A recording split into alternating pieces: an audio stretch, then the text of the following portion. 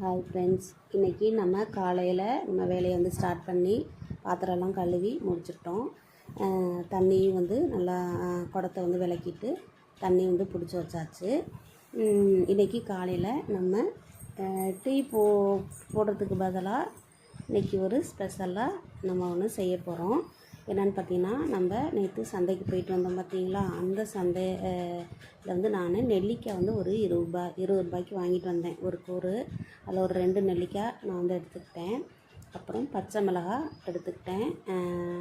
அதேமாரி வந்து ஒரு துண்டு இஞ்சி, அது எல்லாத்தையும் நல்லா வந்து கழுவியாச்சு.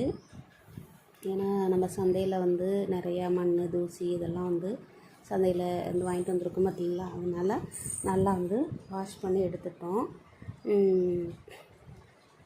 மிக்சியில் வந்து நம்ம என்னென்ன சேர்க்க போகிறோம் அப்படின்னா, அந்த நெல்லிக்காயை வந்து நம்ம கட் பண்ணி சின்ன சின்ன பீஸாக நம்ம வந்து கட் பண்ணி சேர்க்க போகிறோம். உங்களுக்கு வந்து துருவி போட்டுக்கணும் அப்படின்னா கூட நீங்கள் வந்து துருவியும் கூட போட்டுக்கலாம். அதேமாரி இஞ்சியும் கூட நீங்கள் துருவி போட்டுக்கலாம். நான் அப்படியே வந்து கட் பண்ணி சின்ன சின்ன பீஸாக வந்து நான் வந்து கட் பண்ணி தான் போட போகிறேன். ஒரே ஒரு பச்சை மிளகாய், ஒரு கொத்து கருவேப்பிலை, ஒரு 2-3 கொத்து வந்து கொத்தமல்லி தழை, புதினா இருந்துச்சுன்னா கூட நீங்கள் ஒரு 2 கொத்து சேர்த்துக்கலாம். நல்லா வந்து ஒரு மாதிரி ஸ்மெல் நல்லாயிருக்கும். என்கிட்ட புதினா இல்லை இன்றைக்கி, அதனால் நான் சேர்க்கலை. எல்லாத்தையும் கட் பண்ணி இது கூட தயிர் கொஞ்சோண்டு, இல்லைன்னா மோர் இருந்துச்சுன்னா அது கூட கல் உப்பு போட்டு நீங்கள் வந்து அடிச்சுக்கலாம். நான் எப்போதுமே மேக்ஸிமம் கல் உப்பு தான் போடுவேன். பொரியல் இந்த மாதிரி போடுறதுக்கு மட்டும்தான் வந்து வறுவல் இதுக்கு தான் வந்து நான் வந்து போடுவேன் தூள் உப்பு. மீதி எல்லாத்துக்கும் ஆளுக்கு ஒரு டம்ளர் கொடுத்ததுக்கப்புறம் நெல்லிக்காய் மோர் மீதி கொஞ்சம் இருந்துச்சு. அதை வந்து ஒரு டிஃபன் பாக்ஸில் போட்டு ஃப்ரிட்ஜில் ஸ்டோர் பண்ணி வச்சுட்டேன். ஏன்னா மதிய டயத்தில் வெயில் அதிகமாக இருக்கும்போது நம்ம கொஞ்சம் அதை வந்து குடிச்சிக்கலாம் அப்படின்னு சொல்லிட்டு. நம்ம தான் நம்ம வந்து கூல்ட்ரிங்க்ஸு, மாசா அது மாதிரி நிறைய நம்ம வந்து யூஸ் பண்ணாலும் கூட நமக்கு அதெல்லாம் நிறைய கார்போஹைட்ரேட்ஸ் வந்து அதிகமாக இருக்கும்.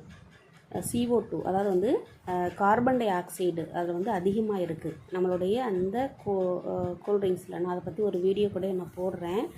ஆனால் நமக்கு இயற்கையாக அந்த மாதிரி எல்லாமே நம்ம வீட்டில் கிடைக்கிறத வச்சு நம்ம வந்து யூஸ் பண்ணும்போது கண்டிப்பாக அதில் நமக்கு வந்து சைடு எஃபெக்ட்டு இது மாதிரிலாம் எதுவுமே வராது. குழந்தைங்களுக்குமே நம்ம நம்பி வந்து கொடுக்கலாம்.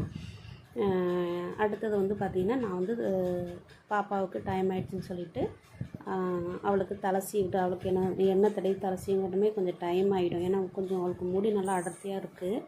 அதனால் அவளுக்கு தலை சீவிட போயிட்டேன். இவர் வந்து நான் தோசை ஊற்றி தரேம்மா அப்படின்னு சொல்லிட்டாரு.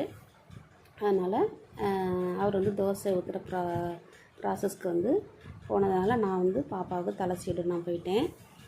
இன்றைக்கி ஸ்பெஷலாக சட்னி எதுவும் நாங்கள் செய்யலை. பாப்பாட்ட கேட்டேன், சட்னி எதுவும் செய்யணுமா, தேங்காய் சட்னி அப்படின்னு சொல்லி கேட்டேன். இல்லைம்மா, எனக்கு அந்த மாங்காய் சாம்பார்னால் அவளுக்கு ரொம்ப பிடிக்கும். முருங்கைக்காய் மாங்காய் போட்டு சாம்பார் நேற்று பங்குனி உத்திரத்துக்கு செஞ்சது, அதுவே எனக்கு போதுமா, அதை வச்சு நான் சாப்பிட்டுக்கிறேன் அப்படின்னு சொல்லிட்டா. அதனால் சட்னி இன்றைக்கி எதுவும் செய்யலை. பாப்பாவுக்கு தலை சீவிட்டு வந்து பாப்பா வந்து ஸ்கூலுக்கு கிளப்பி விட்டுன்னு தான். வந்து 3வது படிக்கிறா. கவர்மெண்ட் ஸ்கூலில் தான் படிக்கிறா. நல்லா படிக்கிற பிள்ளை தான். நல்லா படிப்பா, நல்லா வரைவா, நல்லா டான்ஸ் ஆடுவா. எல்லா திறமையுமே அவகிட்ட வந்து இருக்குது. அதேமாரி நான் சொல்கிறத அப்படியே வந்து கேட்பா. அது வந்து ஒரு ஸ்பெசிஃபிக்கான ஒரு எனக்கு கிஃப்ட்டுன்னு தான் சொல்லலாம். எது சொன்னாலும் வந்து சரிம்மா அப்படின்னு சொல்லிட்டு உடனே வந்து கேட்பா. லைட்டாக அவங்க அப்பாவுக்கு அதில் வந்து ஒரு பொறாமை கூட இருக்குது. நான் சொன்னால் கேட்க மாட்டா, நீ சொன்னால் உடனே கேட்பா அப்படின்னு சொல்லிட்டு. உங்கள் வீட்டில் எப்படின்னு